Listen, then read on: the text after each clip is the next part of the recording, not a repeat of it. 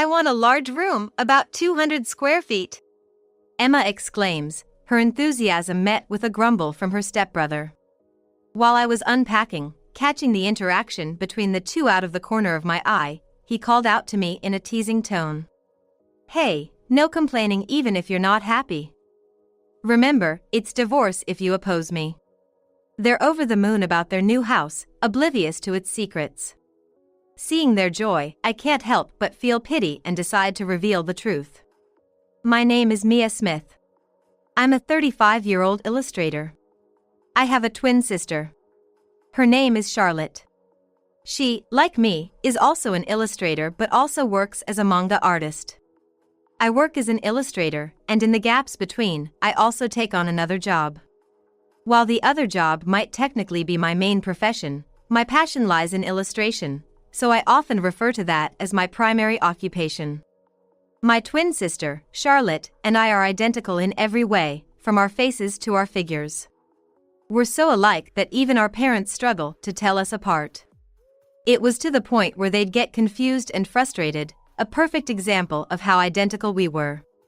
In the past, we used to exploit this similarity for pranks. We'd switch places for tests or trick adults by making them guess who was who. This lifestyle changed when our father scolded us severely. "You weren't born twins to make people feel bad." He scolded us that we were scolded for being born to support each other, not to cause trouble, so we stopped doing things that would bother people. Seeing the sad faces of our father and mother at that time made us realize that we were truly doing something wrong. Since then, we've never used our identical appearance to hurt anyone. It's a sign that we've grown up. I'm single, while Charlotte is married. I'm cautious when it comes to seeing men as romantic prospects, but Charlotte has always been more inclined towards love. She has often been deceived by the wrong guys, turning to me for comfort. However, her current husband is a great guy and understands her personality and career and cares deeply for our family. His name is Jack Johnson. They met through a friend, and Charlotte fell for his sincerity and kindness. Jack has a daughter, Emma, from his previous marriage. He had to take her in after his ex-wife pushed her onto him. Initially, this made me feel uneasy. How do you feel about saying she was pushed onto you? Emma is your precious daughter, isn't she? You're right. She's more important to me than my own life. But Emma is a girl, and with my job requiring frequent travel, the house often ends up empty. Being a man, I thought she'd be better off with her mother. I figured it's better for her to feel loved by her mother than to be lonely with me. Back then, I wasn't confident about raising her on my own. As my brother-in-law spoke of his complex circumstances, his face contorted with emotion, I apologized. I had hurt him by speaking subjectively without fully understanding his family situation. I also apologized to Charlotte. I regretted asking unpleasant questions after she introduced me to her husband. However, they both forgave my rudeness. It's natural for you to be worried, Mia. You're concerned that Charlotte's husband might not be treating Emma right. Especially since Charlotte is such a kind-hearted person. You must have been worried she might fall for the wrong guy. She must have had her concerns too, but she never asked for details, probably not wanting to trouble him. Hearing our conversation today must have reassured you a bit, right? At first, I was worried just like you, Mia. But seeing Jack with Emma, all my worries disappeared. I know better than anyone how much he cares for her. Their laughter and happiness made me realize my meddling was unnecessary. They will be fine. They're strong together and can overcome anything. While I'm happy Charlotte found someone she can rely on, I can't help feeling a bit lonely. Charlotte, who used to come to me for everything, saying big sister, is no longer here. I feel like my role as an elder sister is over, leaving me with a sense of emptiness. But seeing Charlotte happy is what matters most to me. Feeling this sincerely, I implored him, please, take good care of Charlotte. In response, he promised, I will cherish her for life. We then chatted about casual things. Jack shared more about Emma and the circumstances of his divorce. His job kept him so busy that he couldn't be involved in household chores or childcare. Jack said that the inability to spend quality time together as a couple led to strains in our marriage, ultimately resulting in divorce. As I climbed the career ladder, I became more work-oriented, putting a lot of burden on my wife. He confessed, acknowledging that it was understandable why she left him. But when the conversation shifted to Emma, his face lit up with a father's pride. She might be a bit of a mischief maker, but she's essentially an honest, lovable child. I think you, Mia, would get along well with her. Saying this, my brother-in-law showed his doting parent side, which made me smile involuntarily. Seeing Jack's devotion to his family reassured me that he would take good care of Charlotte. If Charlotte is happy, that's all that matters to me. From then on, I decided not to interfere in their lives unnecessarily. That was until the day Charlotte came to me in tears. It was a day of heavy rain, so intense that the weather forecast had issued a flood warning. I didn't expect any visitors and was leisurely working at home when suddenly the doorbell rang. It wasn't a delivery, nor had our parents mentioned visiting. If it were Charlotte, she would have called in advance. Wondering who it could be on such a day, I cautiously checked the intercom and saw Charlotte, drenched in the rain. It's the first time that Charlotte, who usually contacts me in advance, has visited my house without any prior notice. I hurried to the door, and as soon as I opened it, Charlotte threw her arms around me. Charlotte, what's wrong? You're soaking wet. Big sister, help me. I was confused by her sudden emotional outburst in the entrance of my apartment. Living in an apartment complex, this was the entrance area. Understandably, loud crying could potentially disturb the neighbors. For starters, I invited a drenched Charlotte into my apartment, fetched a bath towel from the bathroom, and told her to wipe her face and body dry. First, let's dry your hair. I'll also make you something warm to drink. It had been ages since Charlotte had come to me like this, crying for help. This scene, so familiar from our childhood, had become rare over the years. Usually, when Charlotte was this distraught, it meant she was in a tough spot. Charlotte, who's not good at leaning on others, only seeks help when she's reached her limit. Was something wrong at home? While these worries grew in my heart, I first prepared to warm her up. After getting the bath ready and making sure she was warmed up, I called her out. She obediently followed me. She seemed more relaxed after the bath, returning to the living room where I placed a warm cup of coffee in front of her. What happened? For you to come to my place without any notice, it must be something serious, right? I gently asked Charlotte, who was calming down while sipping her coffee. At my words, tears welled up in her eyes again, but she held them back as she explained. Actually, Jack has been acting strange lately. Charlotte spoke with such seriousness, and upon closer inspection, her face appeared worn and exhausted. Since moving in with Jack, Charlotte had been juggling housework and her job. Emma was still a high school student and required a lot of attention. Charlotte works from home, and told she was left with almost all the household responsibilities. I knew I'd be taking care of the house because of his previous marriage, but he's been pushing all the housework onto me, and it's getting harder to manage my work. Charlotte, who has never raised a child before, seems to be having quite busy days. She's handling daily lunch preparations, washing sports uniforms, and getting school materials ready. But she initially tried to cope, thinking it's part of being a wife. However, the household chores asked by Jack and Emma kept increasing. At first, it was really just the typical household chores any wife would do. But gradually, it turned into preparing things for Jack's work, getting Emma ready for school, and it even escalated to running errands, giving massages, and being ordered around to fetch things. Both started to look down on her for working from home, with Jack even resorting to emotional abuse, saying, "I'm the one providing for you." Charlotte was told that as long as she didn't contribute financially, she had to obey Jack and Emma unconditionally. If Charlotte defied him, it'll mean immediate divorce. This way, they controlled her, pushing her into a corner.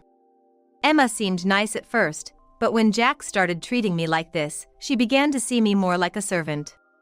Charlotte described how Emma would complain about even minor things forgotten in her school preparation and continuously criticize the food. The only time she felt appreciated was in the first few days after their marriage. Overwhelmed by the unfairness, Charlotte asked Emma to do some things for herself, only to be met with cold stares and scolding. "Charlotte, you're just sitting at home with your remote work, right? I'm giving you tasks to do. Yet, how can you look so stressed? Dad's much busier and has it tougher. How can you even show a tired face? It's unbelievable. Aren't you being provided for by Dad?" That night, Emma reported this to Jack, and Charlotte faced his wrath. Since then, she never dared to ask Emma to do anything. Fearing that Jack would find out and mentally corner her further, Charlotte endured in silence. Our job as illustrators depends a lot on our mental state. Whether I can work effectively or not is greatly influenced by my mental state. When I'm mentally drained, there are times I can't draw anything for even a week. She confessed to me, in tears, that the constant scolding and fear had made her afraid to even pick up her brush. Unable to create satisfactory work, she felt she was letting her clients down. Since then, Charlotte had been enduring a life she feared would become unbearable. She continued to make lunches for Emma, which she didn't even want to make, and took care of Jack's work preparations, all the while trying to avoid any sort of conflict. She shared how she spent her days always on edge, trying not to anger Emma or Jack. But instead of gratitude, they began criticizing her work, adding to her misery. "Why is the lunchbox filled with just frozen food?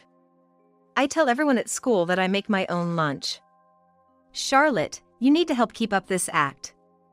If they find out it's frozen food, I'll be embarrassed at school. Emma will be the odd one out. This dress shirt's collar is stretched. Can't you even iron properly? The previous wife would have done this perfectly." The Jack and Emma I knew before the marriage seemed like entirely different people. I had thought Emma was such a kind and sweet girl until she and Charlotte got together. But now, the reality was starkly different. It was almost like a fraud, and I couldn't hide my shock at the story. What should I do? I'm scared to be with them. I don't want to go back to that house. Charlotte clung to me, crying. I felt a surge of anger. It was unforgivable. Treating my dear sister this way, using her as a punching bag for stress relief, I just couldn't stand it. I gently hugged Charlotte, stroking her hair to comfort her. "It's okay. I will definitely help you." I was determined to pull her away from Jack and protect her from those demons. But how? I pondered over how I could be of any help to Charlotte. That's when my eyes fell on an elementary school album. It reminded me of the time when we were scolded by Dad for mischief, right before our graduation, with photos of our pranks included. An idea struck me, and I proposed something unexpected to Charlotte. "Remember the switcheroo we used to do in elementary school?" "Yeah, but why?" "Let's do it. You and I will switch places for a month. I'll live in that house as you, and you go to our parents' house, explain everything, and convince them. You want to end things with him, right? Are you serious? If Jack and Emma find out we've switched, who knows what they'll do to you?" "I'll be okay. There's no way they'll find out. But to do this, Charlotte, you need to be prepared. This will most likely lead to a divorce. Are you ready for that? Do you have the resolve to leave him?" I advised Charlotte to think about herself for once. It was a sudden plan. She needed time to sort her feelings, and asked for some time to think and left. Even after returning home, Charlotte's life continued to be like hellish slavery, and it seemed her anger had reached its limit. She later contacted me, wanting to go ahead with our plan. Since I had a major event in a month, the timing seemed perfect, so we decided to execute the plan. I'll take care of the rest. We swapped the essentials while Jack and Emma were out, and Charlotte went back to our parents' house. I proceeded to cancel my apartment lease, ready to start the switcheroo. Within a month, I planned to gather evidence to favor Charlotte in the divorce and show those two a piece of hell. They had hurt my dear sister, I wasn't going to let them get away with it. That night, the first incident happened. What the hell is this with the bath? Jack bellowed as I was having dinner with Emma. Jack always takes a shower as soon as he gets back from work. He used to instruct to have the shower running before he arrived home to warm up the bathroom. What? Leave the shower running? Isn't that a waste of water? His dissatisfaction with just a minor bath preparation mistake was beyond my comprehension. What? Are you stupid? It's obvious that you should start the shower right before I get home to warm up the bathroom. How many times do I have to say I want to shower immediately when I get back? You're useless. His words were harsher than I expected. Just for a small mistake in preparing the bath, Charlotte had been enduring such harsh treatment. And what did he mean by exactly? I had no idea when he would be home. While thinking this, I forced a smile and simply replied, "I'm sorry. What's with you today? You're creeping me out," Emma remarked, suspicious of my demeanor. Huh? You usually get scared and can't do anything when Dad yells at you. What's with that smile? It's really creepy. The crucial difference between Charlotte and me was apparent. Charlotte dislikes being scolded or seeing conflicts, being a peace lover. On the contrary, I have a fiery temperament and don't hesitate to confront, even men. I enjoy watching wrestling, cheer during soccer brawls. And I have dabbled in mixed martial arts. I couldn't comprehend being intimidated by a man like Jack. But Charlotte must have been trembling at even a slight reprimand. To convincingly impersonate her, I realized I needed to act more frightened. Hastily, I masked my confusion with a troubled smile and distractedly began to clear the dishes. It's nothing, maybe you're just imagining things, Emma. I realized that I need to pretend to be frightened even if I don't feel it, as Emma is surprisingly observant. Jack seemed rather dim, so I might get through a month with him. But Emma could prove to be a challenge. I had Charlotte detail her daily routine, thoroughly simulating to become her. The more I learned, the more evident it became that Charlotte lived like a servant. Waking up at 5 a.m. to prepare lunches, sending them off. Squeezing in work during any free time, and hardly having any time for herself. Charlotte did all the shopping, and it was unthinkable for Jack or Emma to do any household chores.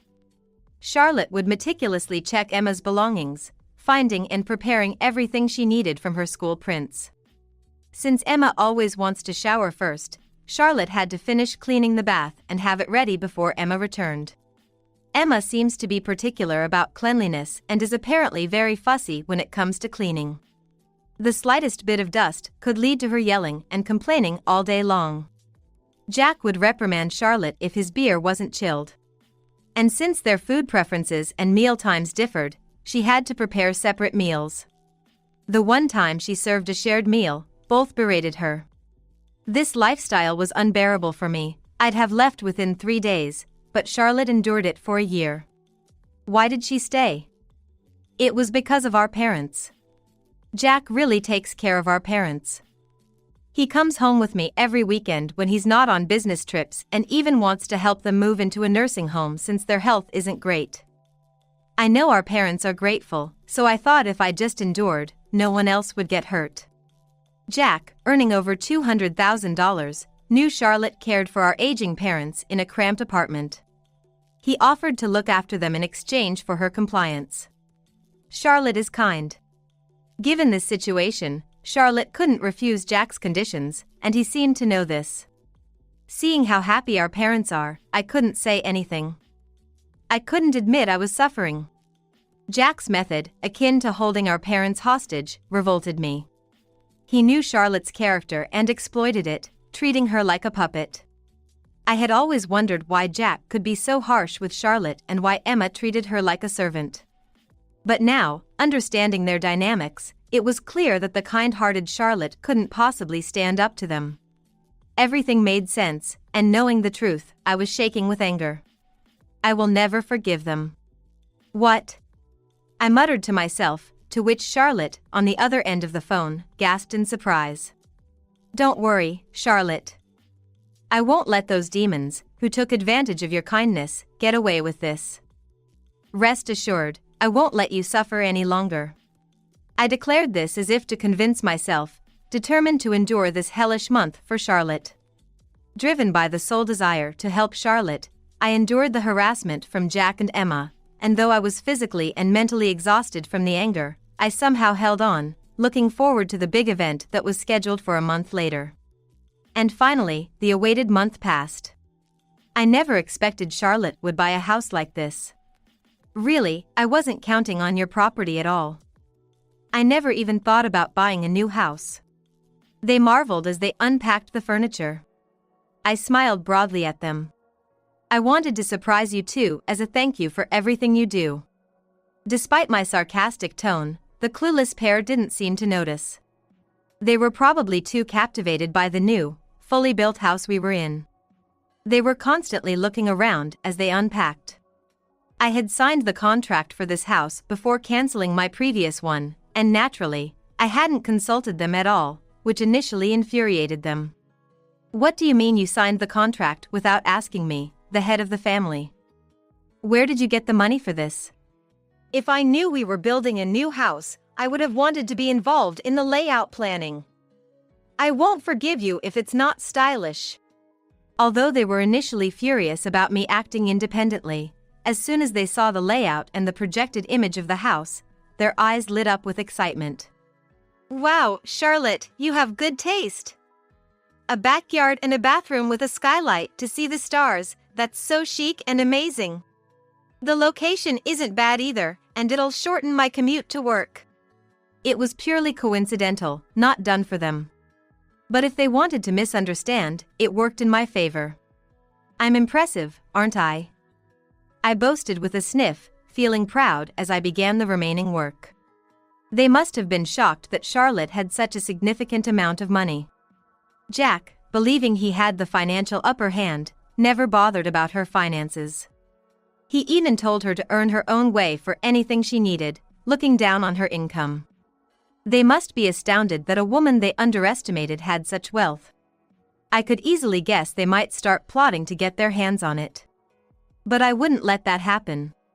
This was the end of their hellish treatment of Charlotte. Hiding my joy at finally being able to free Charlotte, I struggled to contain my elation. Meanwhile, Jack and Emma excitedly discussed room assignments. I want a large room, about 200 square feet. Emma, that's not fair. I wanted that room too. They mistook the house as their own, gleefully making plans. As I chuckled at them, they looked at me as if wondering what was going on. What's so funny all of a sudden?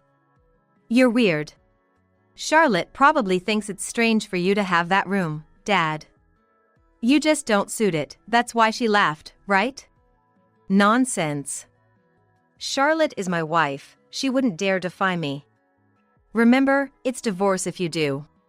Watching them laugh carelessly, I let out a loud laugh myself. You too, what exactly are you misunderstanding here? Huh? This is my house, not yours. What are you talking about? Have you finally lost your mind? I'm perfectly sane and not broken at all. I just don't understand why you two think you're living in this house. Why wouldn't we? I'm the husband and Emma is the daughter. It's only natural for us to live together. Huh? I'm single. Who exactly have you been mistaking me for all this time? At that moment, they looked at each other, completely baffled by the situation.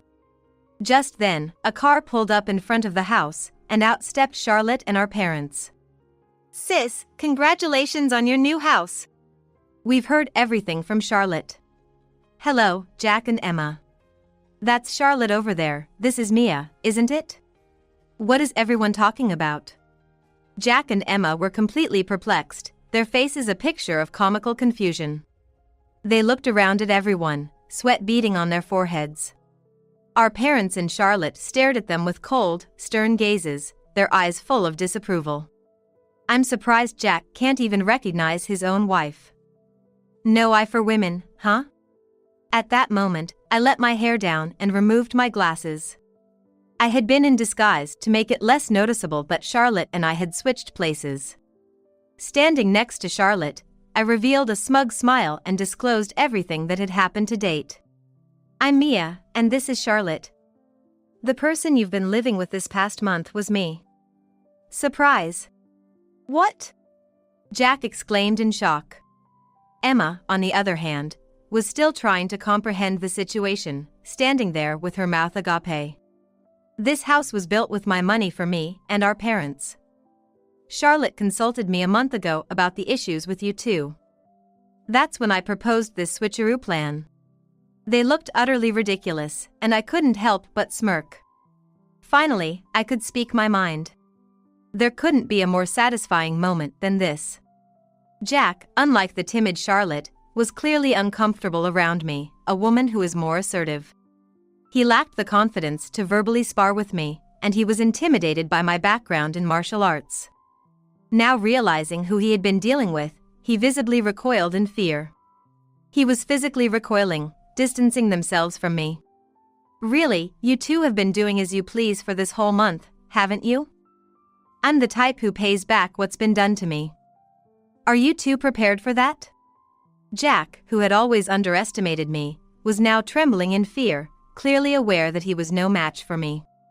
Contrasting Jack's fright, Emma, still not fully grasping the situation, began to snap back. "Wait, why did you switch places without telling us? Isn't that illegal entry?" "It's no problem since I had Charlotte's permission. That house was under her contract, after all." Jack and Emma had moved into Charlotte's place. It was because it was more convenient for commuting and better suited for their needs than their own house. Can you not say such terrible things about illegal entry? The landlord gave permission. But how can you not discuss such important matters with your family? Do you even care that you're married to Dad? Exactly. You've invaded our privacy. Influenced by Emma's defiant attitude, Jack, though still fearful of me, tried to argue back. I fixed a sharp gaze on him and took out my phone to show them a video. "If you're talking about invasion of privacy, what about all the human rights violations you've committed against me?" I showed them footage secretly recorded by a hidden camera, capturing their numerous misdeeds. This included recordings of verbal abuse and even instances where they threw objects at me, barely missing. Realizing they were in a disadvantaged situation, they panicked. "What? You've been secretly recording us? That's a crime. Don't be ridiculous. Charlotte set up these cameras for security in her own house. It's not illegal. But making such decisions without consulting us, how is that acceptable as a human being? You're one to talk about ethics." Hearing my brother-in-law's words, my anger exploded, and I raised my voice in a shout so fierce that it silenced both of them. "After all the harassment you've put Charlotte through, how dare you speak so self-righteously? And Jack, you approached Charlotte only for our parents' inheritance, didn't you?" The next video showed Jack and Emma smirking and talking when they thought I wasn't around. "When are you going to divorce that woman? I wanted a younger, more beautiful mom. We have no choice. She's worthless, but her parents own that valuable land.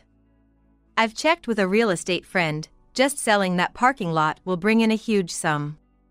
Their target was our parents' inheritance, a property passed down from our grandparents, which our parents had managed and lived on. The inheritance from our parents came from our grandparents, and they had managed and lived in that property with care. However, since the house didn't have any accessibility features, it became hard for them to keep living there. So, they moved to a smaller apartment that was more suitable for just the two of them. I heard they're now renting out the house to a friend. To think there was such a deceitful intention behind that help, my parents said, outraged upon learning the truth. When they heard about the plan, they insisted on coming with Charlotte to confront them. "We've been grateful for your help, but to think you had such motives. We were underestimated. Fortunately, we never used the money you sent us." My father, coldly confronting Jack, placed a large bag in front of them. "This contains all the money you've sent us." "What?" Jack was shocked to see the money he had sent over time. "We've lived without touching that money, planning to return it upon our passing, as arranged with our lawyer friend. They were mindful of their uncertain health in the future. Considering their healthy lifespan, they had implored a lawyer acquaintance to take custody of their wills, updating them annually. How dare you treat our daughter this way? We'll never forgive you for hurting Charlotte. Jack and Emma, intimidated and cornered by us, desperately looked for an escape. But there was none, and my mother, standing firmly at the door, blocked their way. Where do you think you're going now? If you're thinking of going back to your house, it's pointless. We've already left your belongings outside, and Charlotte has canceled the lease. There's no going back. What? You threw our stuff out. Hearing this, Jack and Emma pushed my mother aside from the entrance and rushed out the front door. They were dumbstruck by the sight of boxes piled up outside. This is our family home. Why would we let outsiders' belongings inside? Unpacking your stuff was really helpful. Of course, it doesn't compare to the torture you've put us through this month. Thanks for playing right into our plan, I added sarcastically as Emma looked on, her face twisted in frustration. Realizing they had been completely outmaneuvered, they collapsed to the ground, frantically begging Charlotte for help. Charlotte, please! Help us! We have nowhere to go! If we have to sleep outside in this freezing winter, we might die. It was January. The heart of winter in Alaska, where everything was buried in a silver world of snow. Sleeping outside was akin to willingly risking one's life. However, I was indifferent to their plight. Why don't you build a snow hut and try to survive the cold? While I taunted them with sarcastic remarks, they glared back as if to silence me. Their desperate situation seemed almost comical to me. Emma and Jack, realizing arguing with me was futile, turned to Charlotte, begging at her feet with tears in their eyes. Charlotte kept her face down, not looking at them, and refrained from speaking. She's inherently kind-hearted, unlike me. I worried if she had begun to sympathize with them or was having second thoughts. As I was consumed by a fleeting moment of doubt, I was just about to ask her what was wrong. Charlotte raised her head, broke free from their grasp, and confronted them with stern words. I want nothing to do with people like you anymore. We're getting a divorce. I've recorded everything, including the way you've treated me, and I'll be sure to claim a substantial alimony. She was usually compliant, so her unexpected defiance left Jack and Emma speechless, surprised by her sudden strength. This was the first time she'd ever spoken back so harshly. Breathless with excitement, Charlotte seemed to surprise even herself. I couldn't help but laugh, feeling proud of her growth. Well said, Charlotte. Be prepared, you too. I won't forgive you for what you've done to my family. There's no apology that can make up for it. My words crushed their last bit of resistance, leaving them in tears and a state of shock. Thus, Charlotte was successfully freed from Jack and his daughter. They tried to reach out to Charlotte for help, but my father turned them away at the door, and a lawyer we hired swiftly initiated the divorce process. Thanks to the excellent lawyer, the divorce and alimony claims were handled efficiently. Afterward, Jack and Emma were left without a place in the community. In a small town like ours, news travels fast, and their bad reputation spread quickly. Their bad reputation had spread throughout the neighborhood, and I heard from Charlotte that Emma was now infamous at school, labeled as a troublemaker, making it impossible for her to continue living in our town. Having successfully severed ties with them, we are now living happily and peacefully. Charlotte moved in with us and is thriving as a successful